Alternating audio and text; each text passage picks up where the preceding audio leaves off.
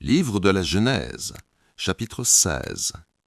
Saraï, femme d'Abraham, ne lui avait point donné d'enfant. Elle avait une servante égyptienne nommée Agar. Et Saraï dit à Abraham, « Voici, l'Éternel m'a rendu stérile. Viens, je te prie, vers ma servante. Peut-être aurai-je par elle des enfants. » Abraham écouta la voix de Saraï. Alors Saraï, femme d'Abraham, prit Agar, l'Égyptienne, sa servante, et la donna pour femme à Abraham, son mari, après qu'Abraham eut habité 10 années dans le pays de Canaan. Il alla vers Agar, et elle devint enceinte. Quand elle se vit enceinte, elle regarda sa maîtresse avec mépris. Et Saraï dit à Abraham, « L'outrage que m'est fait retombe sur toi. J'ai mis ma servante dans ton sein, et quand elle a vu qu'elle était enceinte, elle m'a regardé avec mépris.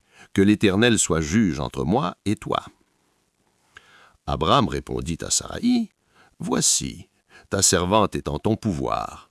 Agis à son égard comme tu le trouveras bon. » Alors Saraï la maltraita, et Agar s'enfuit loin d'elle. L'ange de l'Éternel la trouva près d'une source d'eau dans le désert, près de la source qui est sur le chemin de Shur.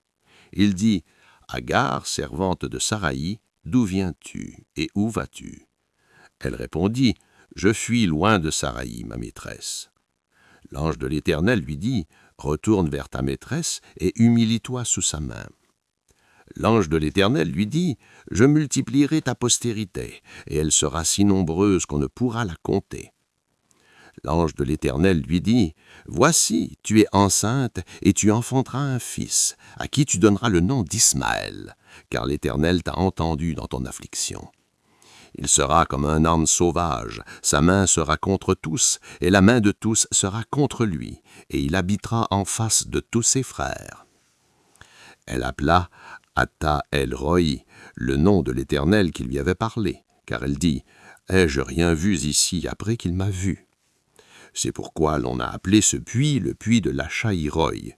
Il est entre Kadès et Bared. Agar enfanta un fils à Abraham, et Abraham donna le nom d'Ismaël au fils qu'Agar lui enfanta. Abraham était âgé de 86 ans lorsqu'Agar enfanta Ismaël à Abraham.